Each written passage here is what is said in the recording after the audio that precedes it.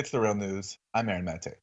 Just as the Syrian war has been winding down in key areas, Turkey has opened up a brand new front. Over the weekend, Turkish forces launched airstrikes and a ground offensive over the border against the Syrian Kurdish enclave of Afrin. The attack follows a U.S. announcement that it would back a border force consisting of Kurdish militias and also stay in Syria indefinitely. Ankara sees the Syrian Kurds as allies of the PKK, the Kurdish group waging a long-time struggle for freedom in Turkey.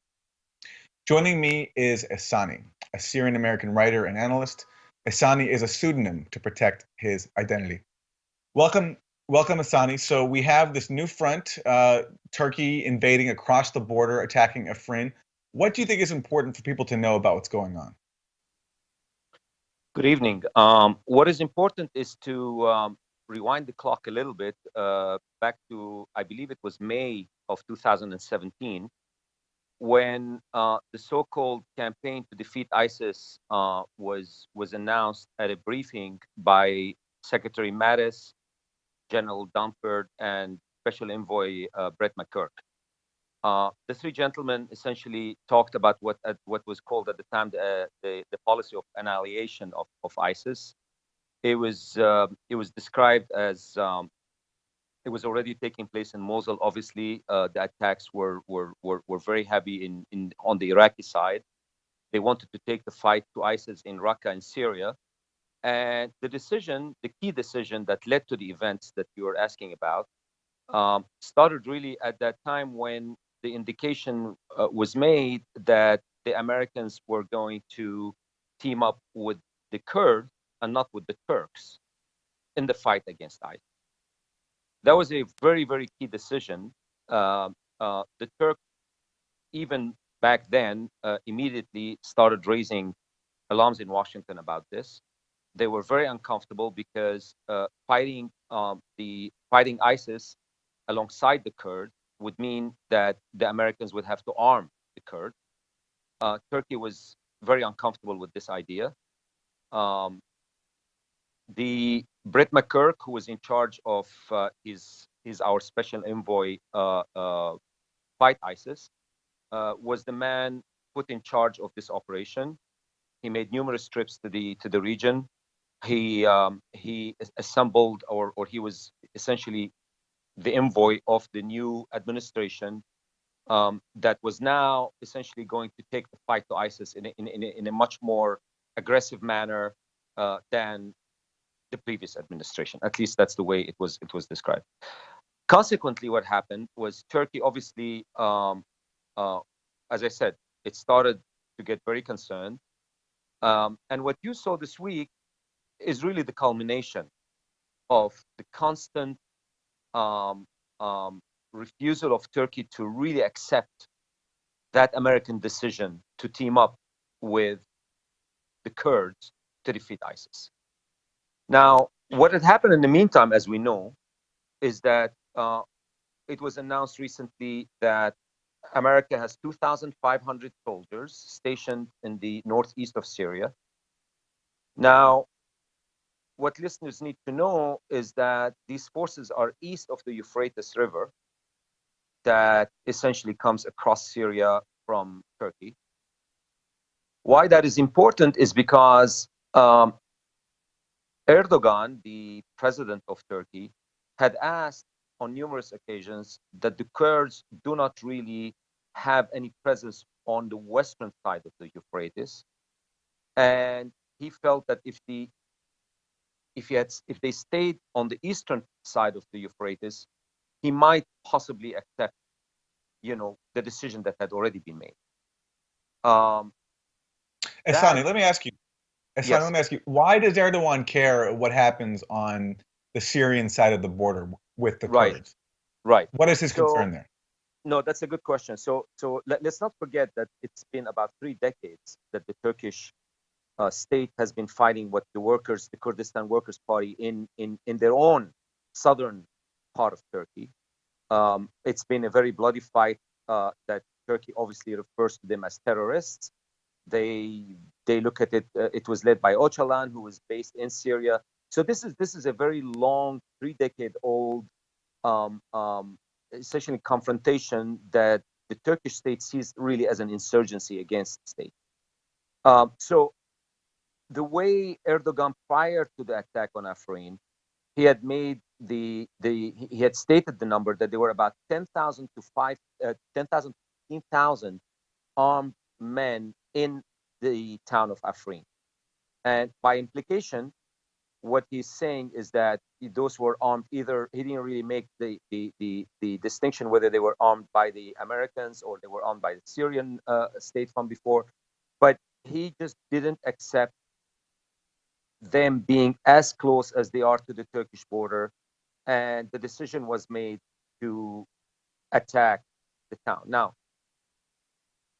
the attack, from my perspective, serves two purposes for Erdogan. First, it obviously clears out the Western Euphrates presence of the Kurds that he sees as a risk, as a national security risk, as he calls it, to the Turkish state. But what it also does is it opens up for him the possibility or the chance of installing in Afrin groups that are fighting on behalf of Turkey, that he calls Syrian Armed Group, Free Syrian Army units. And that essentially gives him an opportunity to put essentially the Syrian opposition back in the northern part of Syria.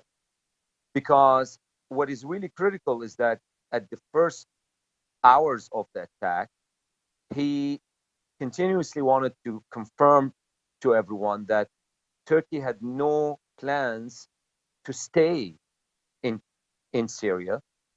He even claimed that the history of Afrin was Arab and not Kurd, and that he was effectively returning Afrin to its Arab inhabitants, original Arab civilians and inhabitants. And what he meant by that, I believe, is that he was going to be the facilitator for Syrian FSA units that would come and replace the Kurd from Afrin. And he consequently defined that as a zone that he believed was going to be about 30 kilometers. And that zone was going to provide that security that he had been demanding along his southern border. So, Okay. Go ahead. No, go ahead. No, so where are we in this? So my understanding is that the Kurdish leadership in Afrin perhaps had felt all along that, in spite of the rhetorics coming out of Ankara, that this attack wouldn't actually take place because the Americans just wouldn't allow it, A. B, if it did take place, I'm led to believe that they had assurances from the American side that there would be a UN Security Council meeting that would effectively call on the immediate halting of these attacks, and they could effectively withstand the early days of the invasion and attack by a UN Security Council, by American pressure on Ankara. That calculation has seemingly been misplaced, given the comments that we've received since the attack from both General Mattis and Secretary Tillerson. Both have come out essentially confirming the security concerns of Turkey and effectively asking that the Kurdish leaders and Turkey do not escalate the situation. Of course, the response of Erdogan was very swift. He countered by saying, we will continue with the operations until our goals are achieved. He kept that open-ended. He did not say what these goals were. And he indeed, prior to attack and on the cusp of the attack, referred to cleansing the area and getting the Kurds out of. So while he is effectively saying, I'm going to cleanse this area out of any Kurds, he is countering the U.S. request to be measured and to protect civilians by saying, listen, I'm just going to conclude this when I conclude this and when I feel that my objectives have been achieved. He even today, this morning, I had heard a report of him make an analogy with Afghanistan, and he said, well, you know, America has been talking about pulling out of Afghanistan, but their goals have not been achieved after so many years in Afghanistan. So he refuses to really play along the sort of timid and very diplomatic language that came out of Washington. Now, uh, the last point I want to make is that effectively General Mattis's comments and Tillerson's comments were led by observers as telling the Kurds that this is not the area really the American army operates. And they really kind of pulled the rug from underneath the hopes of the Kurds in Afrin that America would come to their defense. Uh, America effectively said, look, we're on the eastern side of the Mediterranean. We're in the northeast of Syria. We're not kind of on the northwest of Syria. And, you know, all of you guys just take the rhetoric down and please cool this thing off. That's kind of the extent of where the United States has been at this stage of the game. And this would not be the first time that the U.S. has not come to the aid or even abandoned the Kurds. There's a long history of that. Well, it's an excellent point you raise, because let's not forget what happened just now in Iraq. I mean, you had the Kurds go for an independence vote. They're significantly stronger in Iraq, I would say, since the fall of Saddam in 2003. They've had ample time. They've had their own Kirkuk oil revenues, and indeed, given the significant advances they've made in establishing their presence in Iraq, they went for a vote for an actual independence was against the advice of the United States. That is true, but they did go with the vote. And when the vote was made, the Iraqi government literally attacked them overnight and attacked Kirkuk and took over the oil bases, and they lost quite significantly that whole thing they've been building there. Erdogan had been watching this very closely. There's no doubt.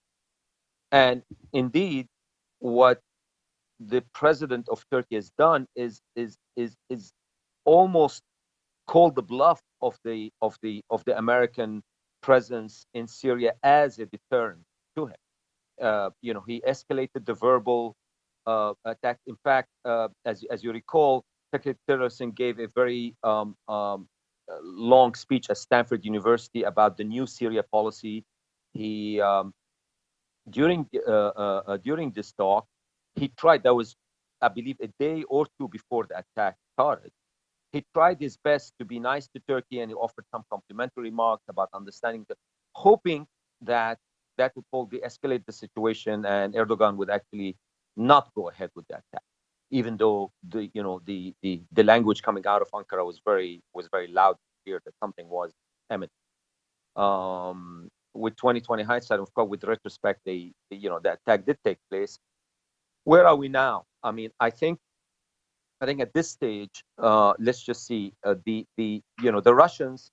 The Russians, it was clear that in order for the attack to take place, the Russian had to offer the Syrian airspace that they control. We do know now, and it was confirmed by sources from Turkey and my own personal sources, that the response of the Russians was, when just before the attack, the Turkish generals flew to Moscow. In Moscow, they were given the green light, essentially, to use Syrian airspace. And that opened the last hurdle that Erdogan faced with this operation. When the Russians offered the Syrian airspace to them, it was essentially 48 hours later that the attack took place.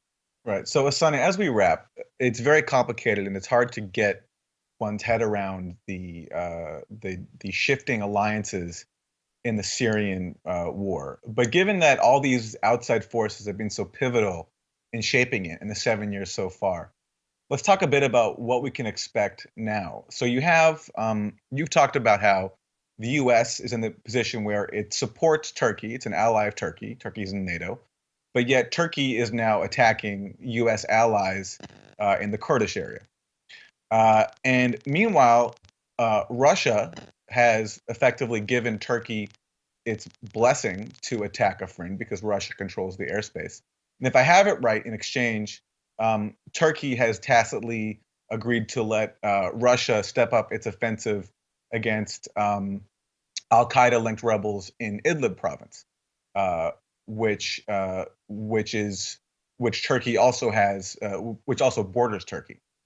Um, and meanwhile, you also mentioned that the Free Syrian Army that they have joined with the Turkish fight against the Kurds in Afrin. And so, if that's the case, does that bring the Kurds and the Assad regime closer together? Since, of course, the Free Syrian Army and the Assad regime are bitter enemies. Yeah, that's. I mean, you asked a number of questions, and I will address the last one first. Um, the I had put out a thread on Twitter actually only an hour ago, describing or answering exactly that point. And the conclusion of it is that indeed Assad in Damascus had tried his best uh, to have a rapprochement of some sort with the Kurds of Syria. He has been trying that for months. Um, that rapprochement has failed because the Kurds feel that the Americans are there. They feel that they've heard enough to guarantee that the Americans would come to their defense. And therefore, they felt that they don't need to go to Assad, who they consider as weak at the moment. And as the attacks on Afrin were approaching and becoming, almost a certainty, I would say, given the rhetoric of the last 48 hours, um, Kurdish leaders tried one last time themselves now to go to Damascus and offered very limited presence of Syrian army units. They would put up Syrian flags in return for having symbolic presence of the Syrian state in Afrin to act as a deterrence to Turkey in that case. Presumably, Russia also would be then changing its mind. The way Assad calculated that, he saw that as too little too late. He felt that having a small presence of his army units in Afrin would serve him low against what he saw as an imminent attack by Turkey with all its air force. And that what he considered as limited offer or late offer by the Kurd was essentially rebuffed uh, uh, almost 24 hours to 48 hours before the actual attack. So in the long run, however, you are absolutely right that it would presumably serve both the Kurds and Assad if there was a rapprochement of some sort. Uh, I find that a little difficult right now for all the reasons that we know about. But least and very, very important is the fact that the Kurds continue to believe that putting their eggs in the American basket is the way to go for now. Will they now change their mind after being disappointed, presumably, with the American response? This is going to be a long ordeal. We shall continue to be fixated on the shifting alliances, as you call, and this is not over. And we will await and be in contact soon, I'm sure. I look forward to it, Ehsani, and we thank you for helping us make some sense of what's going on. Ehsani is a Syrian-American writer and analyst. Thank you. Thank you. And thank you for joining us on The Real News.